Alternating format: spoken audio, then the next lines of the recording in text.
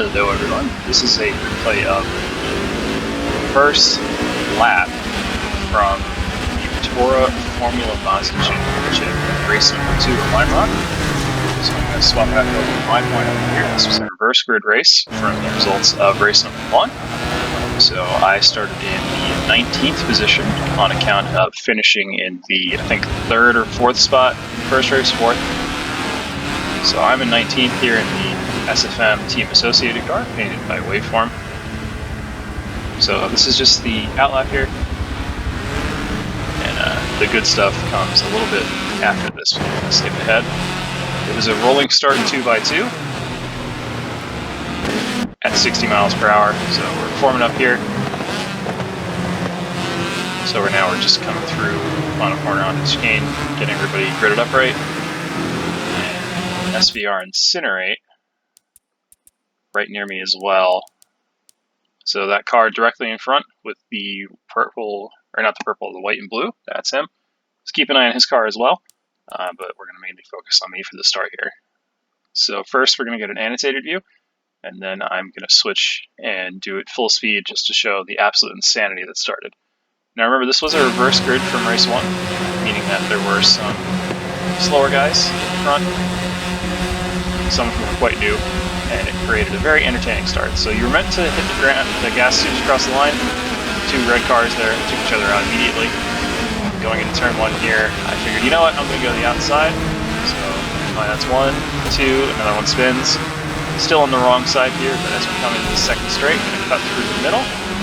Stick behind Incinerate as 2 other guys go off. You can see that guy go off, get out of the way. Cut to the left side of Incinerate as the guy spins in front of me. That's Midland Zeta. He controls it, and I go around the outside of him, heading into the slow chicane up the hill, still just behind Incinerate. So now we're going to go heavy on the brakes. Somebody's going to lock it up, and I'm going to get a great run up the hill. Actually, I have to lift a little bit as the diesel spins in front and get around Incinerate as well. Now we're going to come into the last 2 corners here. See those guys going 3 wide. I'm just going to beat it full throttle, go around the outside of number 4. Pretty straightforward there. See somebody else go off, go around the outside of Eam into 711, and whoever that is in 198. That's a little bit of a bump draft, and at the end of the first lap, we are going to be in the 6th position. So that's 19-6 in 1 lap. It was very, very scary. So now we're going to switch into the replay camera view, and I'm going to go back a little bit just to demonstrate how those moves would have looked if it was a live broadcast. Something you'd see on Virtual Auto Sports or something like that. So this is the start. Again, this is the replay camera view.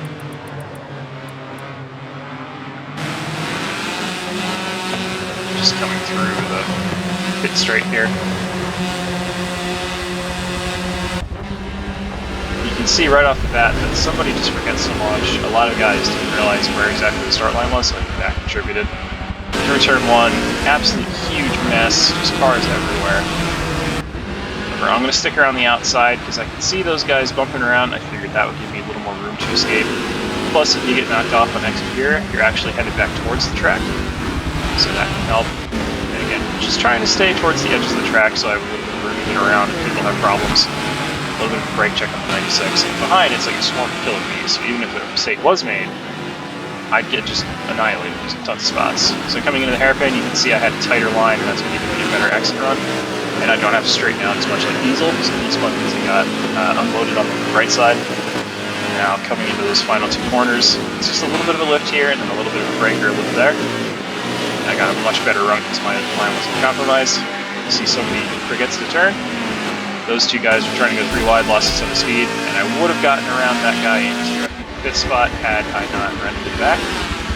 So that is the lap to sit that in front of you. So now let's go a little bit slower and just break down the individual incidents that occurred there on that first lap, just to kind of walk everybody through what's going on here and what's going through your mind as you're seeing this unfold right in front of you. So up ahead, let's see if we can figure out who exactly it was that had that spin. I think it happened right around Zeta. Okay, so it happened right in front of him. So that's actually going to be the other SFM car. That's going to be Waveform, who is one of the guys getting spun. So we're just going to back that up a little bit and see what actually caused the issue here.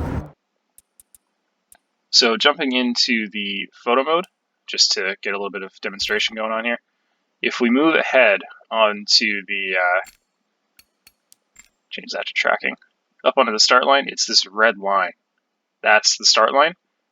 And a lot of guys were instead accelerating here at the end of the line, and that's going to cause problems. So we can see at the start here that the number 39 car, that's Pharmacide, he was a little bit ahead. Granted, it is everybody's job to match him because he is the leader. So just going back through, you see the 198. You're going to talk to him about that a little later on. And it's those two red cars that ended up hooking around. So here's the 6, and I believe the other one was the 75. One of the PXM guys. I don't remember who exactly that was, but so that's kind of setting the story for what's going to happen. So now we're just going to go at slow speed here. We'll see who, if anyone, makes a mistake at the start here. So that guy on the end of the front row, just falling asleep there. Silver car goes to the round. Wave falls asleep. 38 runs into him. And then from behind, the number 75 is going to get driven into by the 84, who in turn is going to hit the 6. And that's what causes them to do that synchronized spin. So you can see Zeta jumps to the middle there.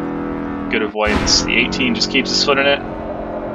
No problems there. And then further back, you can see everybody else gets away pretty much cleanly as those other rows get through. Zeta's going to chuck it 4 wide there, as is the number 45. Up ahead there, pretty good.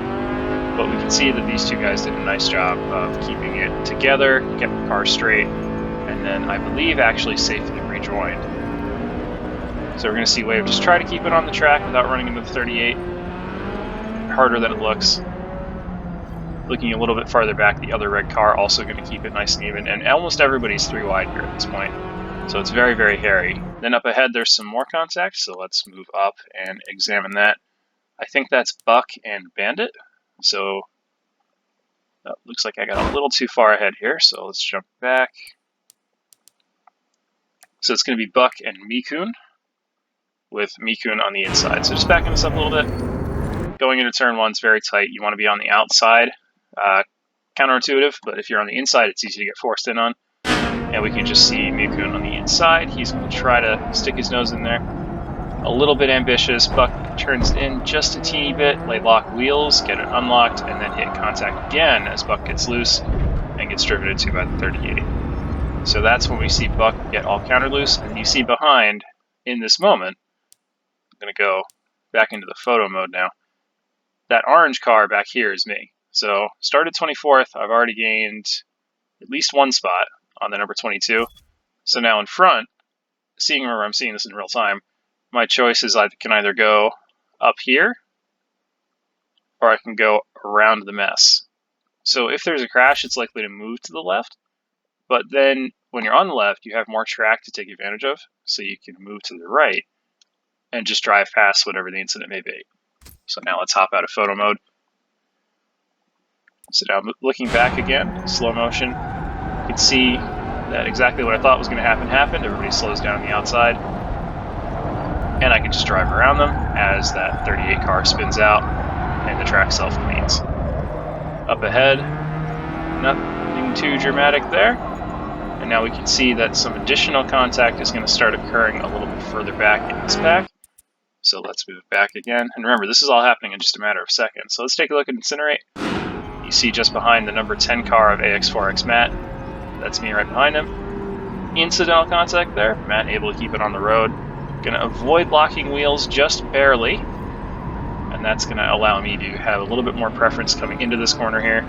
As up ahead, some other guys get sent into the Shadow Realm. So I think that's Eam who gets sent off there, or does the sending off. So it's MLZ on the left, and then it is the 23 car of Mikun having a second incident in as many corners. So we'll see what caused that. So it's actually MLZ being the victim here. So that's just ahead. We have Bandit, Unku, and Zeta. So Unku's actually going to hook Zeta.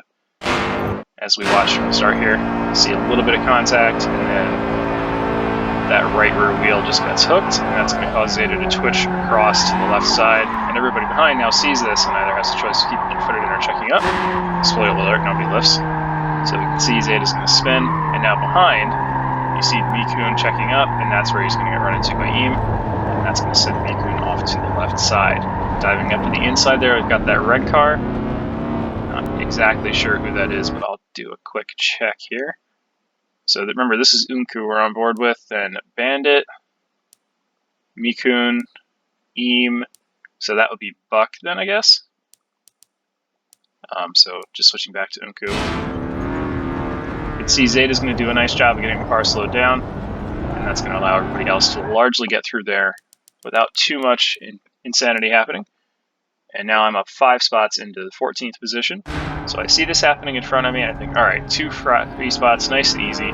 See that car on the left getting nice and twitchy. I think that's RDE. Okay, that's Incinerate. That's not Incinerate. That's just thing not updating. That's one of the Brazilian entries. So that would be Flavlius. So he's going to go off on the right side or left side.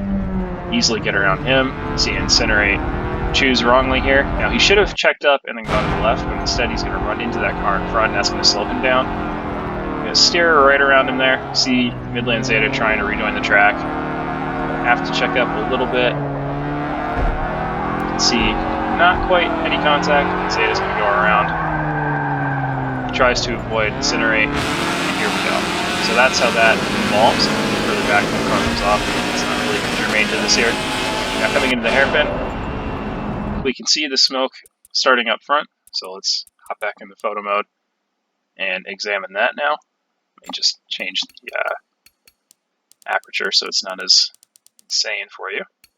And we'll lower the shutter speed as well.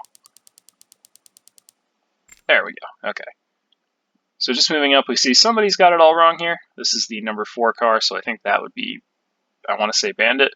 See Unku here, one of those Phoenix cars, and the 711 of Trigger, who was in, I think, third, and I think this is Charlie.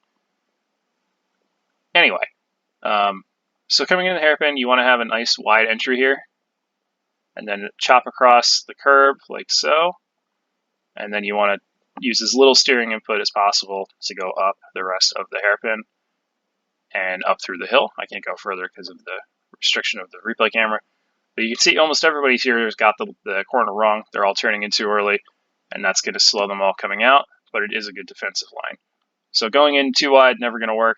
That's why we see a bit of a lockup here. And then you see the 198 car having some issues further on back here. We have Eam in 711 car. We've got the 59, whoever that is, and then Incinerate. So now let's hop back out of the replay camera, or the photo mode, excuse me, and back into the replay. So I'm just going to show my entry. See, these guys are all on the curbs already. That's fine, but you have to have room to get back on the gas. And if you're getting sideways, that's going to be a lot harder. So Incinerate's going to have a compromised line here because he's on the hard inside.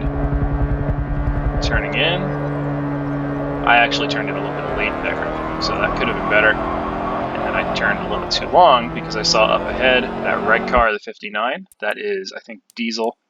Or that's Buck. Okay, so that's Buck.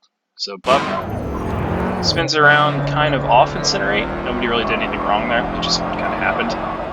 And we can see Incinerate checking up to avoid. And that's how I get around those two.